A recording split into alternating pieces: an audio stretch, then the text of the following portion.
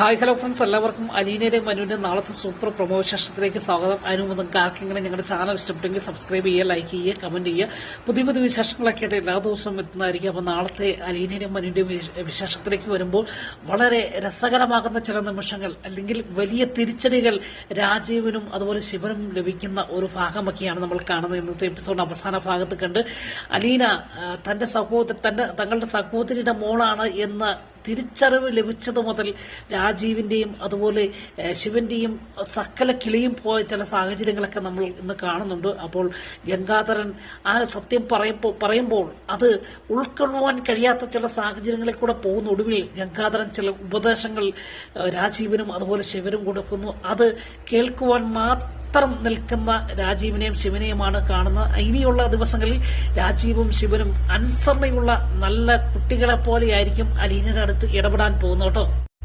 അങ്ങനെ ഒടുവിൽ സത്യങ്ങൾ തിരിച്ചറിഞ്ഞ രാജീവും ശിവനും ഗംഗാധരനോടൊപ്പം തങ്ങൾക്ക് മാത്രമായിട്ട് ബാലചന്ദ്രനെ കാണാൻ മടിയായതുകൊണ്ടായിരിക്കാം ഒരുപക്ഷെങ്കിൽ ഗംഗാധരനോടൊപ്പം ബാലചന്ദ്രനെ കാണാൻ പോവുകയാണ്. ഈ സമയത്ത് ബാലചന്ദ്രനും അതുപോലെ മനുവും കൃഷ്ണമോളൊക്കെ വളരെ ടെൻഷനിലാണ്.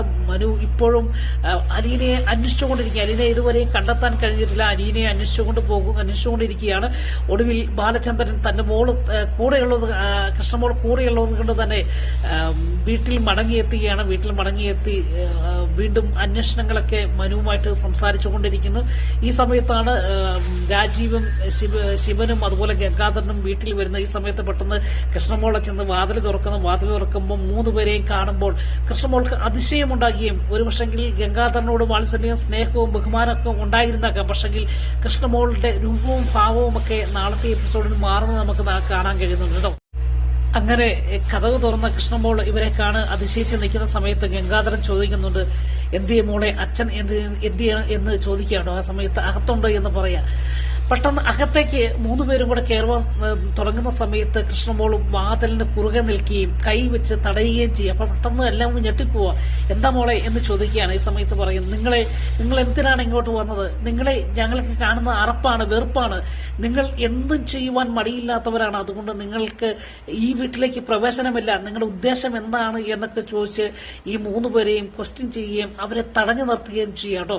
അപ്പം തങ്ങളെ മോള് അല്ലെങ്കിൽ മോളുടെ സ്ഥാനത്താണല്ലോ ശിവനും രാജീവും ഒക്കെ കാണുന്നത്. അപ്പോൾ അങ്ങനെ അവർക്ക് അതിശയം തോന്നുകയാണ്. പക്ഷെങ്കിൽ അവർക്ക് അതിശയിക്കാതിരിക്കുവാൻ കഴിയത്തില്ല. അവർ ചെയ്ത തെറ്റത്തോളം ആണ് എന്ന് അവർ തിരിച്ചറിയുകയാണ്. പക്ഷെങ്കിൽ ഇവർ ഈ സത്യം അറിഞ്ഞത് കൃഷ്ണമോൾ അറിയുന്നില്ല. ഒടുവിൽ തടഞ്ഞു നിർത്തിയെങ്കിലും ഒടുവിൽ കാര്യങ്ങളൊക്കെ മനസ്സിലാക്കി.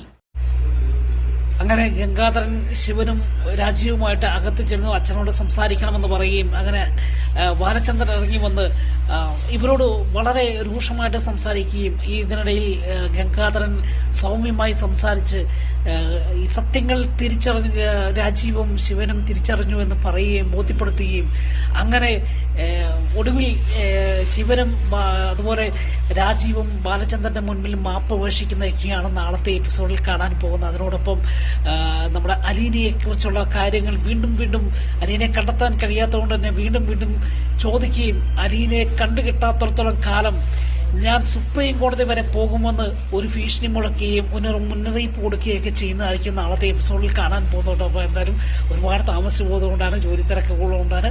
അപ്പം നാളത്തെ വിശേഷവുമായി കാണുമ്പോൾ എല്ലാവർക്കും ഗുഡ് ബൈ.